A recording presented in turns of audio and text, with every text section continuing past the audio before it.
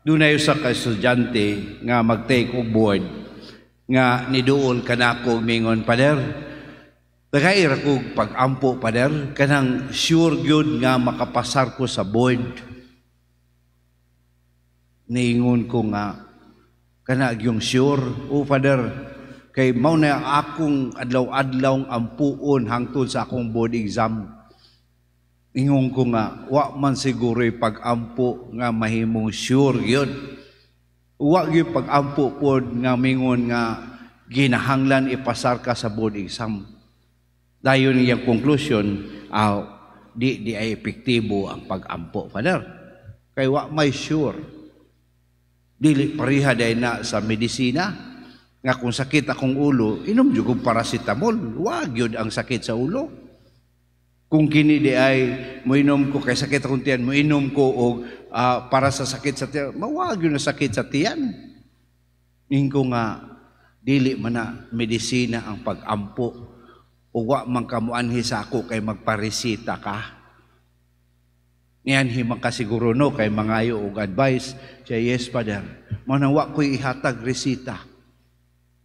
Mga kaigsunan, siguro kining atong ebanghelyo karon makarelate jud kita kaayo.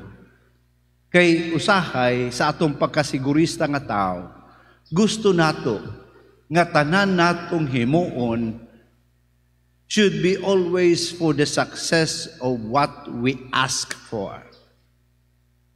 Mao na nga kanindot nga kining disipulo ni Kristo umagpag-ampo ni Jesus diya sa account ni San Lucas, midol bingon, tudloi kami sa pag-ampo. Kay hangtod karon mga igsuon, bisag naniguwang nata, bisag dugay nata sa atong pagkakatoliko, daghan ka nato nga, di gyapon ka mao mag-ampo. Muna nga, kining pag-ampo nga gihatag ni Jesus dinhi kanato, mao kining pag-ampo nga modelo, format, una gayon, sa unsa di ay ang maong mga pag-ampo. Una sa tanan, makita nato diha that prayer should be our expression and our relationship to our God. Mao bitaw iyang gigamit, amahan namo. Nga di ay kining pag mag-ampo ta, dili lang kay mangayo ta. Mag-ampo ta una sa tanan para masuod ta kaniya, mas makailat ta kaniya nga atong amahan.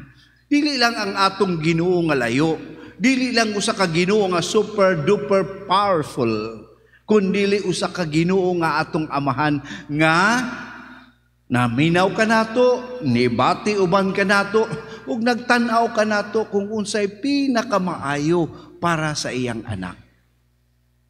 Is our prayer leading us always to our intimacy with God? Muna ang atong pangutana una. Ikaduha, unsa man di ay ning intimacy with God? Nga si Jesus nagatudlo ka nato nga ang atong pag-ampo kinahanglan una sa tanan. Mao gyud ang pagdaig sa ngalan sa Ginoo. O ang pag-ampo nga maghari unta dinhi kanato, no? Maghari unta siya dinhi kanato. Kay usahay kanang mapugsanong pag-ampo nga unsay gusto nato atong maaho, kana siya dili ang Dios naghari, ikaw ang hari. Ug ang Dios imong sulugoon, no? Tumana ni ako kung gusto, no? Pero kanang usa ka pag-ila sa Dios nga siya ang hari sa akong kaugalingon.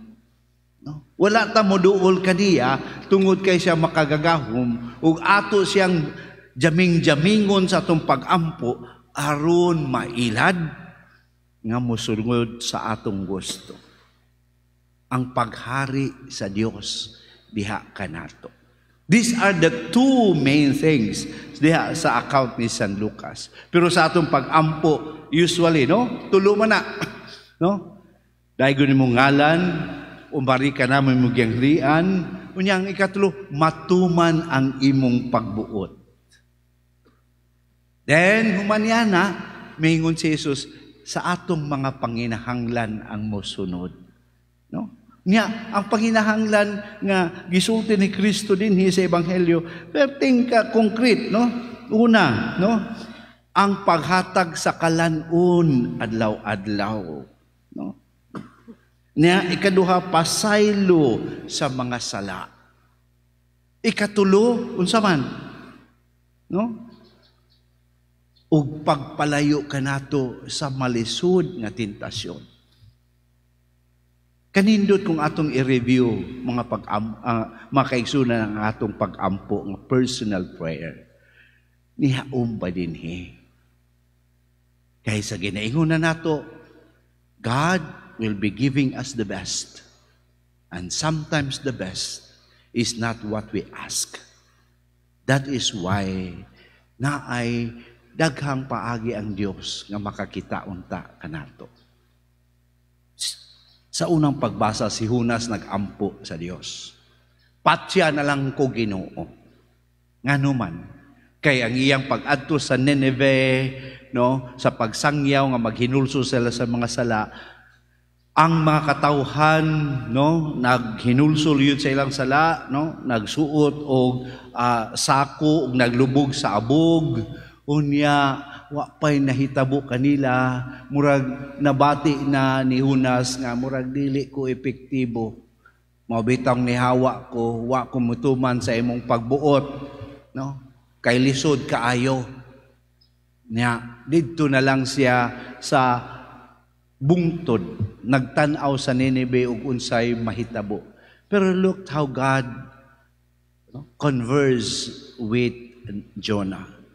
He did not converse with Jonah with words, but with experience. Pagtubo sa tanom, nga mulandong kan Jonah, nalipay siya, pero gipadadag ulod, namatay dayang tanom. Nga suko si Jonah. Ano gipatay man imong tanom? Nga wa ganito nakasilbi sa paghatag kanako og kanang landong. Tan-awa unsa ang gingon sa Ginoo. Unas, nasuko ka kay namatay ang tanom? Nga dili man ikaw ang nagpatubo sa tanom. Ako man. Nga wa ka masuko nga ang taga Nineveh gipasaylo sa ilang mga sala. Nga daghay inosente diha. Look how the desire of the hearts sometimes doesn't fit to the will of God. Mao mga kaigsunan nga kini ang atong pag-ampo. Dili unta ma-miss nato nga maka ila kita sa gugma, sa misteryong gugma sa Dios diha kanato. Mao nga kining taas nga pag-ampo nato sa Eucharistia. Yes, naghalat og petition, no? Para sa mga kalag, para sa pasalamat. Matag-usa nato na mga petition nga bitbit. Atong ipahaom diri sa format karon nga gihimo sa Ginoo. Ang matuman unta ang iyang kabubuton, maghari unta siya diya kanato. Ug kining atong mga pangaliya, adlaw-adlaw nga kita i-sustain sa Dios, nga kita ipalayo sa tentasyon, nga kita kanunay mapasaylo sa atong mga sala. This is the best prayer. O hinaut unta nga sa atong pag-ampo nini diha karon sa Santos nga Misa. Dili lang nato hunahunaon, bation nato kining pag-ampo nga gitudlo ni Kristo kanato karon. Amen. Palihog manindog.